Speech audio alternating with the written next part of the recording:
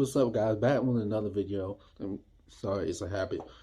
Back with another video here to talk about review The Amazing Spider-Man 2. 8 years since this film came out, and this was probably the second time I walked out of a superhero film thinking, wow, this is one of the few times I walked out of a superhero film thinking, wow, this was very disappointing. And the build behind this was, I mean, I kind of knew what was going to happen going into this film. I already knew that Gwen was going to die because there were some photos that were leaked that showed the exact same outfit she was wearing in the comics on the night Gwen Stacy died. And what happened? I mean, I truly think that they could have saved that towards Amazing Spider-Man 3 if we were to have had one. And in my opinion, it should have been Norman, not Harry. But anyway, this was definitely one of those rare cases where this was a huge step down from where a sequel was a previous step down from its previous film, which is rare because usually the sequel is generally always better than the original. But this was all over the place. It had, while the opening scene, a lot of people forget that the opening scene wasn't Spider-Man swinging around the city saving people. While that scene was awesome, unfortunately, the opening scene was actually Peter's parents on a plane and showing their death. Like, no one really cares about that because we know how they die, and that's all we need to know. The problem was that they spent so much time setting up sequels and spin-offs that ultimately that's what hurt the Amazing Spider-Man franchise. And the villains weren't really that threatening or menacing, and it just seemed like they were all connected to Oscorp, which Oscorp, I get, is a bad corporation, but the fact that all of them came from Oscorp, I mean, that's just seemed kind of odd to me. And yeah, Norman is a bad person, but the fact that he's responsible for all these villains, I mean, that's kind of odd.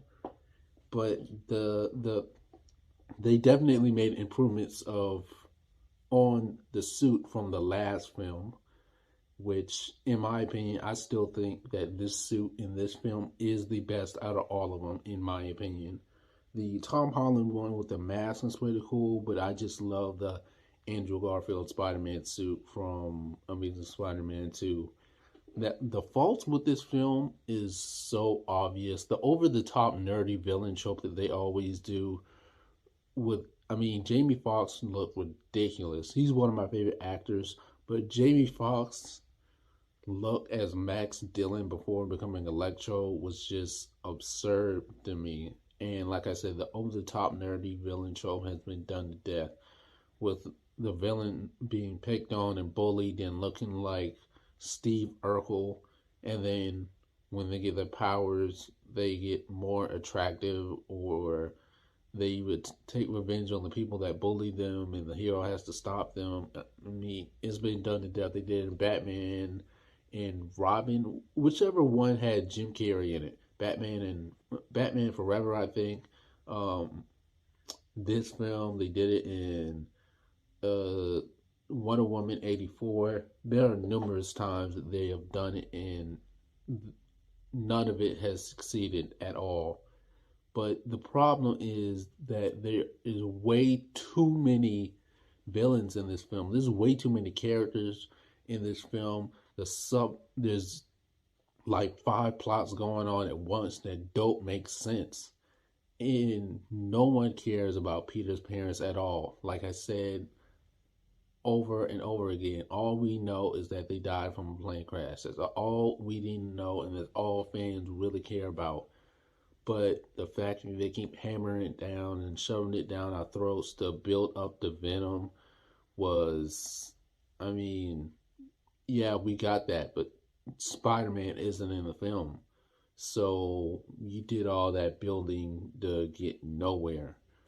But this film is the only thing that saves this film is Andrew Garfield and Emma Stone's chemistry together, which is really good.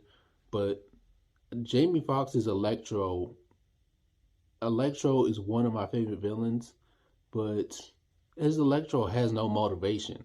I mean, it's just Spider Man.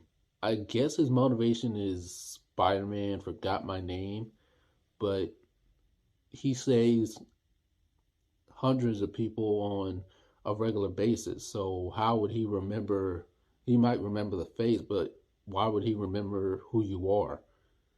And I mean, that just seemed really ridiculous. They cut out a majority of the stuff that was in the trailers that was supposed to be in the final cut of the film, which Sony tends to do all the time.